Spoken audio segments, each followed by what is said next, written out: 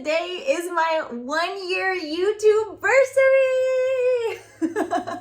That's a thing, right? I cannot even believe it. This video is a behind-the-scenes look at my YouTube channel so far. I'm going to talk about what's working, what needs work, and what I'm excited for in the future. Welcome to Worldly Families. I'm Justine, and if you haven't been here or heard my little spiel at the beginning before, it's that traveling to over 40 countries and living abroad has really opened my eyes to new ways of being and doing. I'm all about helping you expand your horizons so you can live and parent more intentionally and more joyfully. First, a quick look at the stats. I've created 45 videos in 52 weeks. Pretty good, all considering everything on my plate. So far, I've had 43,500 views. I have 355 hours of watch time. I've had 982,000 impressions, so going on 100,000 people who have at least seen my thumbnail. I have 214 subscribers, which I value very, very much. 16% of my watch time is from those subscribers. The other 84% of watch time is from people who have not subscribed to the channel. This is an odd one. My viewers are 94% male and 6% female. We'll dive into that more later. And I am 100% proud of myself for sticking with this for an entire year. As of filming this, I have 214 subscribers. The first 100 came from reaching out to friends and family and saying, hey, I really need to get to 100 subscribers so that I can have a custom URL, youtube.com/worldlyfamilies. I really appreciate everyone who subscribed during that time. And I am the most proud of the 114 subscribers that I've gotten since then, which are people who are genuinely coming, viewing my content, finding it valuable, and clicking subscribe. That is so exciting to me. Before we dive in, I just want to thank Amanda Horvath so much for your Launch with Video course. It was amazing to get me started on this YouTube journey. So thank you so much for putting it together. I look forward to rewatching the course for, I think, the 4th time. Each time I'm adding layers and layers, like, okay, all right, let me get comfortable with this. All right, rewatch, add new stuff. Let me get comfortable with that. So it's just an ongoing process and journey, and I'm so grateful to have your leadership and your thought partnership and your encouragement and your cheerleadership along the way. What's working? Content creation. I'm getting really comfortable at creating content. And honestly, in this first year, I have not been focused on trying to grow my subscribers.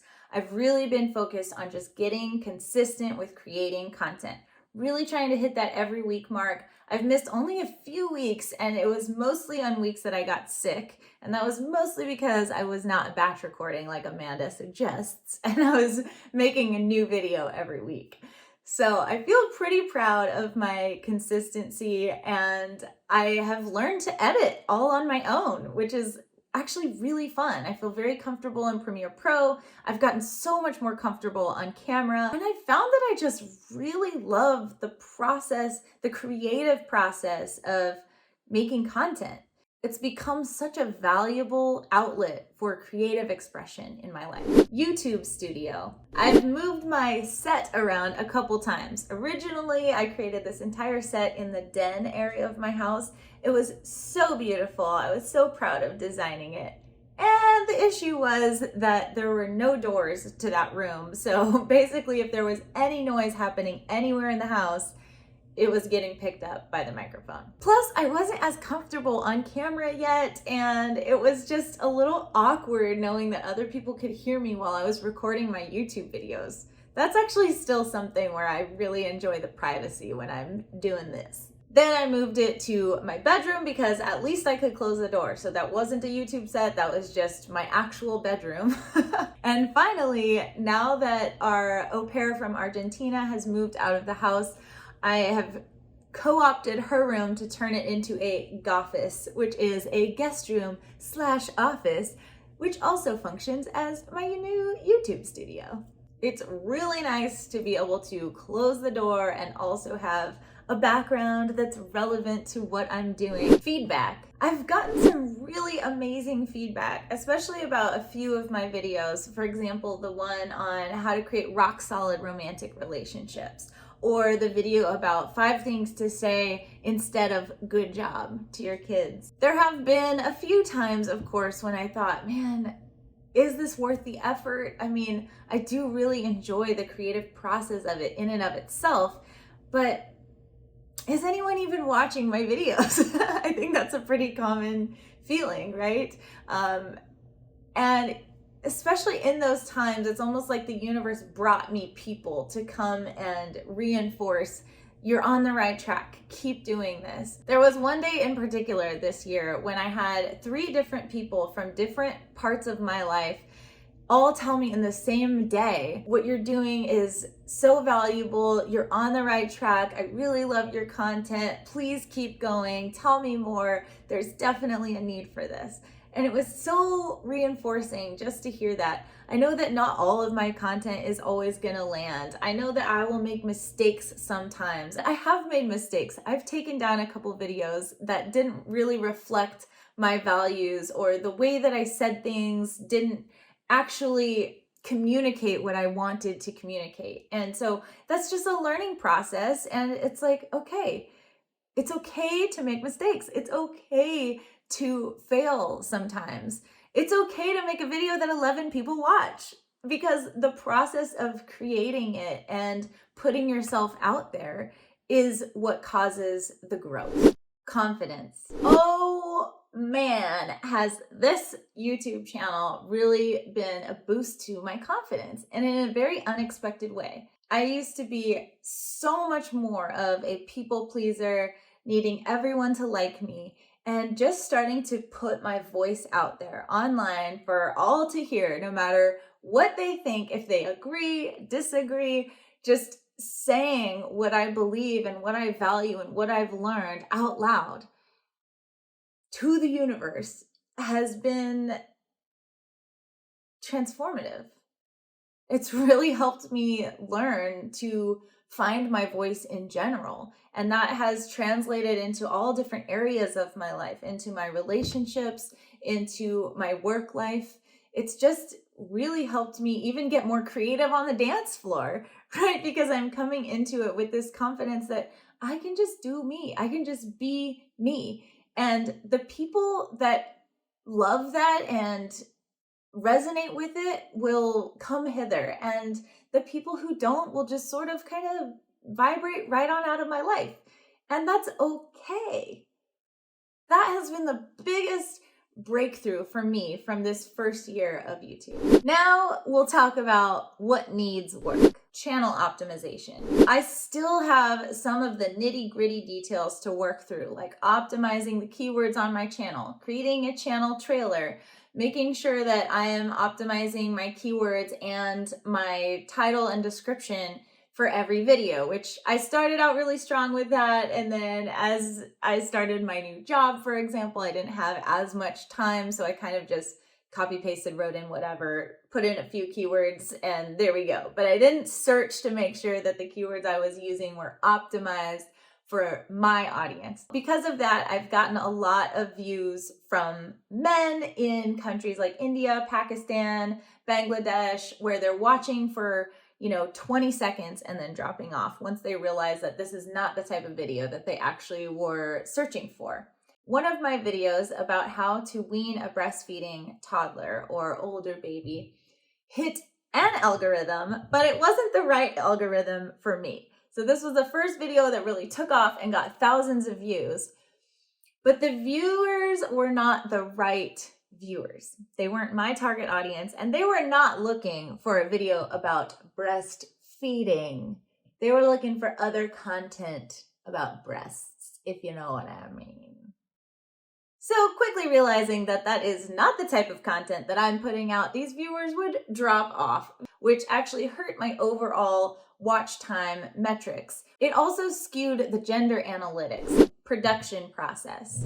According to Amanda's system in Launch with Video, The whole system is designed around batch recording. So you record, for example, 8 videos in one day. You just take a Saturday, you bang them out. You've done all the prep work so that you can just get through them in a few hours.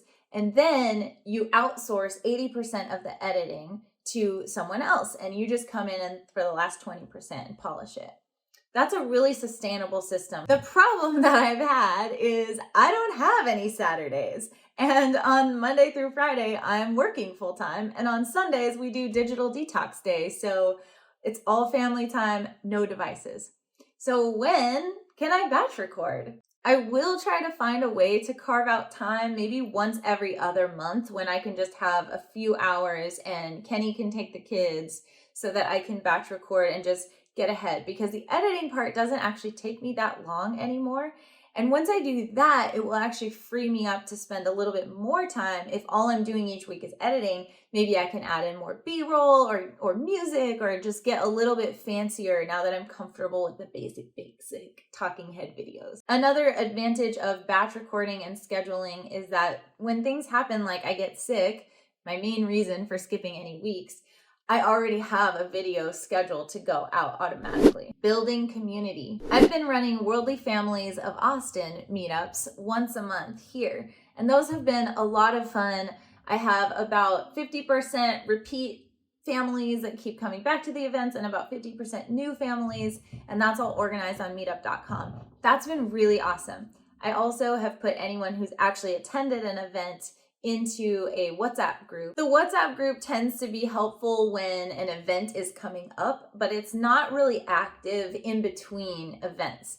And I would love to have a space for an online community. I'd actually really love to have a Slack workspace for Worldly Families, because we could have channels by geography, like an Austin channel. Other cities around the world eventually is what I could see it growing into, and everybody could be sharing their tips and tricks or things about their culture or parenting, where they're from.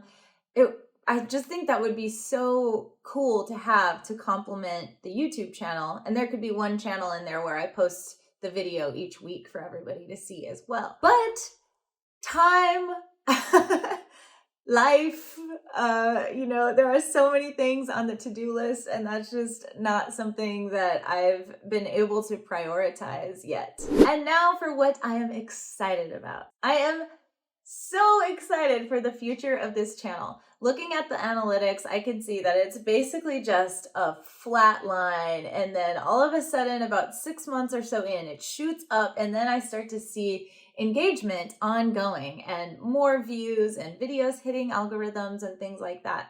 So I'm very excited to see where I'll be in a year from now if I just keep up with the consistency and I slowly layer on things like more optimization, adding an end screen, linking to other videos within my video, maybe even doing some affiliate marketing or things like that for the products and services that have been incredibly helpful for me.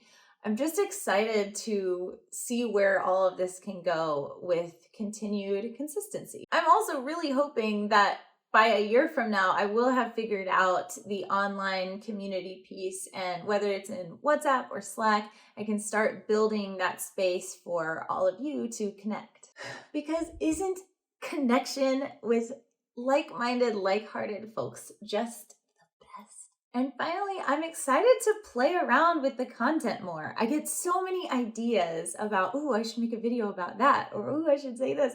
And it's almost like my courage and my bravery muscles are, I'm working them out, and they're getting stronger and stronger the more that I do this. I'm excited to see the type of content that I'll be creating in a year from now. I feel like it will be braver.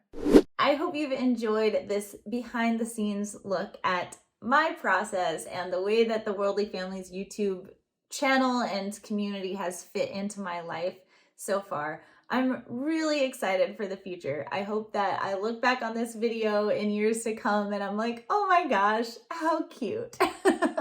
If you like the general vibe of this channel and the type of content that I'm creating, Please help me by either subscribing or commenting on the videos and letting me know what you'd like to see more of or what resonates, because I'm really still a YouTube baby in so many senses of the word. I also want to say happy birthday to my incredibly amazing husband, Kenny. You have been so supportive of this whole journey that I'm on and really have reflected to me the ways that my confidence has grown. I love you. I really, really love you. Thank you so much for watching. I hope you make it a great day, and I'll see you in the next video.